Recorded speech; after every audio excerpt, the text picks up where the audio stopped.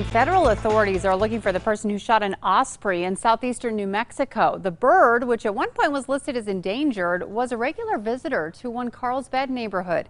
And as News 13's Corey King tells us, neighbors are horrified that anyone would hurt it. I was here on my patio grilling some steaks, and I heard a sound that sounded more like a collision than a gunshot. Sarah Ballard described what she heard on September 10th. She then immediately looked up to see an osprey crashing to the ground. Ballard says the osprey has been coming to her neighborhood for years every fall. The osprey fell into the middle of Canal Street in Carlsbad. We had a lot of fun taking pictures, watching her flight patterns.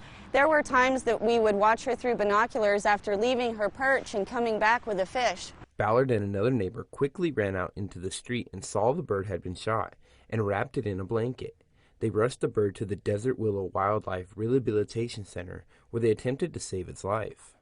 The injury he sustained from the bullet was minor, but we believe there were some other internal injuries, and unfortunately a few days after he came into the clinic, he did pass away on his own. An osprey is not native to New Mexico. You can see ospreys in New Mexico from March to May as they make their way to their breeding grounds further north.